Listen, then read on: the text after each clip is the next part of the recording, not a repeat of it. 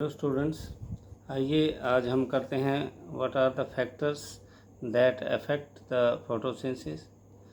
Photosynthesis is under the influence of several factors including internal and external factors.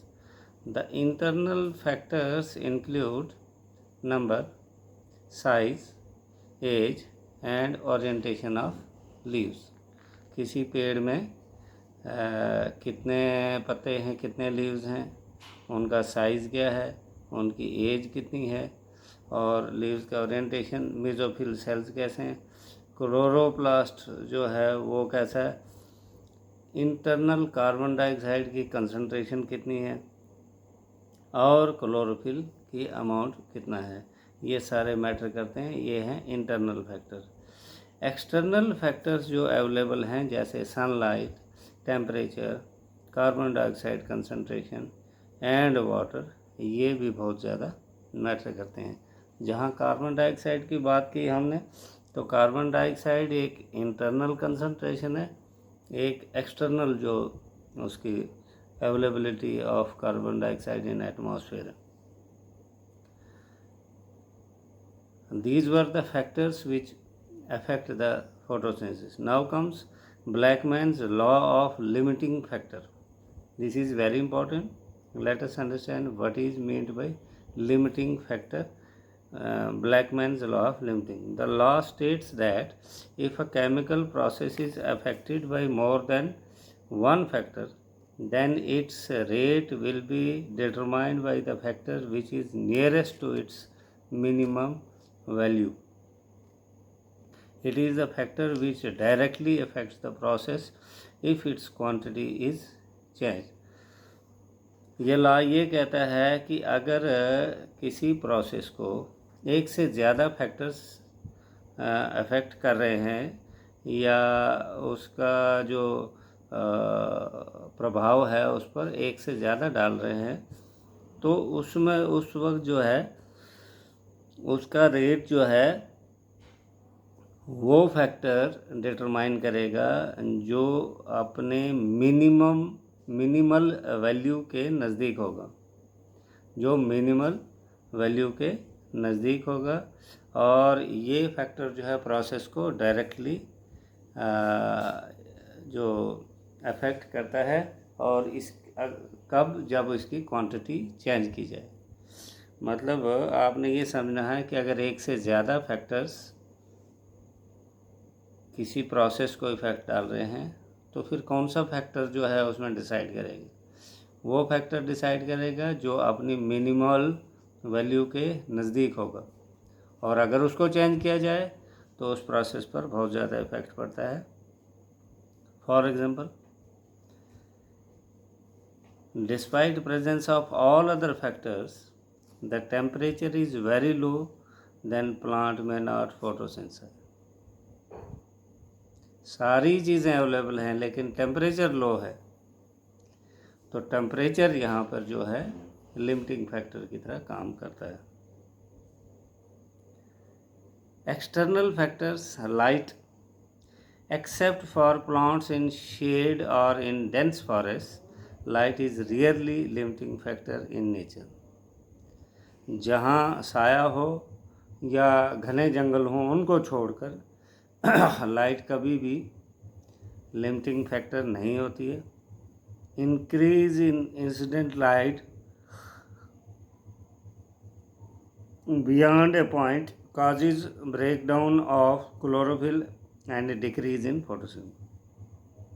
जब incident light जो है उसके point से ज़्यादा हो जाए, जब लाइट जो है अपने कैपेसिटी से ज़्यादा हो जाए, तो उस वक्त क्लोरोफिल ब्रेक डाउन हो जाता है और फोटोसिंथेसिस स्टॉप हो जाती है। Carbon dioxide concentration, it is a major limiting factor. ये फोटोसिंथेसिस में एक मेजर लिमिटिंग फैक्टर है।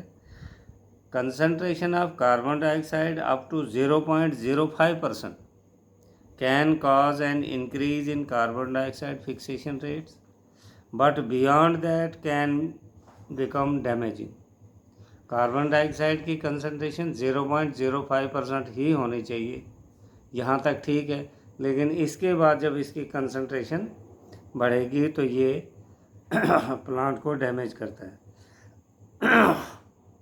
At low light conditions neither group respond to high carbon dioxide condition. At high intensities both C3 and C4 plants show increase in photosynthesis। जब लो light conditions अगर हों तो उस वक्त कोई भी ग्रुप जो है वो carbon dioxide, high carbon dioxide के लिए कोई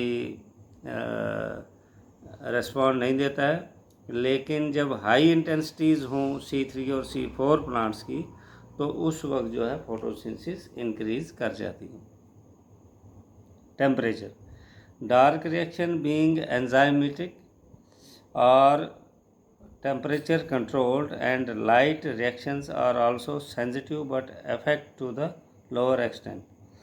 टेम्परेचर जो है, डार्क रिएक्शन जो रात में होती है, बीइंग एंजाइमेटिक और टेम्परेचर कंट्रोल, ये टेम्परेचर पर ही कंट्रोल होती हैं। Light reactions are also sensitive, ये भी सेंसिटिव होती हैं लेकिन इन पर कोई ज़्यादा असर नहीं पड़ता। C4 plants respond to higher temperature and show higher rate of photosynthesis. अगर C4 प्लांट्स हों तो उनमें टेम्परेचर ज़्यादा हो तो फोटोसिंथेसिस ज़्यादा होती है, जबकि C3 प्लांट्स हों तो लोअर टेम्परेचर पर इनका फोटोसिंथेसिस भी लो हो जाती है। Water, stress causes stomata close and reducing the carbon dioxide availability। अगर वाटर स्ट्रेस हो तो उस वक्त क्या होता है कि स्टोमेटा बंद होते हैं या क्लोज होते हैं, जिसकी वजह से कार्बन डाइऑक्साइड की अवेलेबिलिटी डिटरमाइन होती है। Water stress makes leaves wilt, अगर पानी की कमी हो तो पत्ते उसके जो है विल्ट कर जाते हैं। आपने देखा होगा कि थोड़ा सा सूख कर तो नीचे की तरफ बेंड हो जाते हैं। And this reduces surface area of leaves and metabolic activities.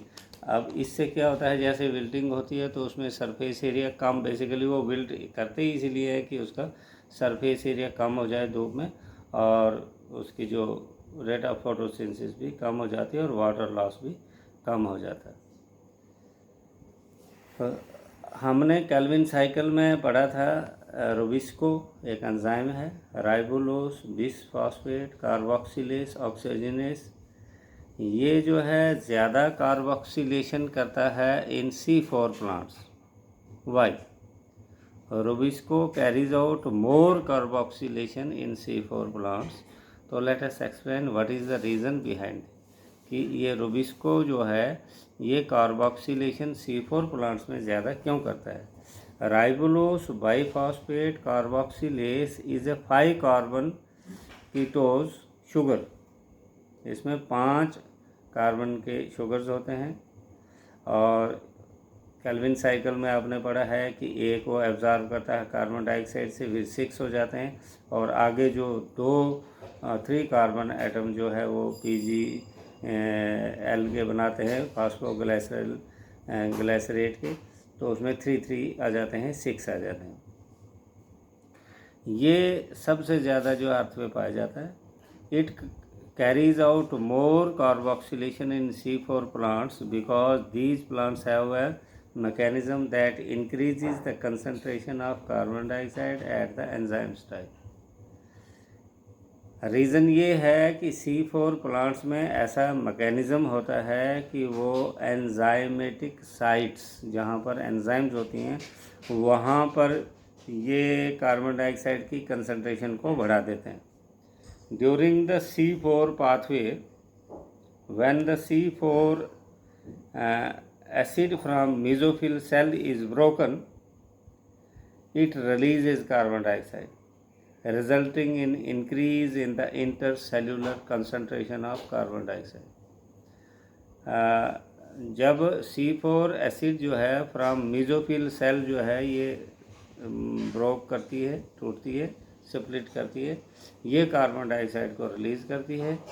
इससे इंटर सेल्यूलर सेल और सेल के बीच में जो स्पेस है उसमें कार्बन डाइऑक्साइड ज़्यादा हो जाती है, इसलिए रुबिस्को जो है फंक्शन करती है as a carboxylase and carries out more carboxylation. इसलिए अब ये जो रुबिस्को है ज़्यादा कार्बोक्सिलेशन करती है कार्बन डाइऑक्साइड की प्रेजेंस में C4 प्लांट्स में, तो C3 प्लांट्स में ये उतनी ज़्यादा नहीं करती है।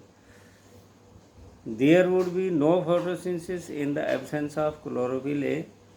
क्लोरोफिल अब है कि कौन सी पिगमेंट, अगर है क्वेश्चन हैं कि कौन सी पिगमेंट में ज़्यादा फोटोसिंथेसिस होगी या नहीं होगी, तो अगर क्लोरोफिल ए नहीं होगा तो there would be no photosynthesis होगी नहीं। क्लोरोफिल बी और दूसरी पिगमेंट जो हैं ये एक्सेसरी पिगमेंट्स हैं, ये उसको सपोर्टिंग पिगमेंट्स हैं। ये हेल्प क्या करती हैं कि लाइट रेज को एब्जॉर्ब करते हैं और एनर्जी को रिएक्शन सेंटर में ट्रांसफ़र करने में मदद करती हैं। साथ में ये क्लोरोफिल ए को प्रोटेक्ट करती हैं कि नेसेंट ऑक्सीजन इसमें ना आए और दूसरे डिस्ट्रक्टिव रेडिकल्स ना बने। तो ये जो क्लोरोफिल बी और दूसरी पिगमेंट्स हैं, नो डाउट कि ये फोटोसिंथेसिस में डायरेक्टली रोल अदा नहीं करती हैं, लेकिन ये क्लोरोफिल ए को बुझाती हैं और साथ में इनका जो क्लोरोफिल ए का ऑक्सीडेशन है उससे भी इनको बचाती हैं। Thank you very much.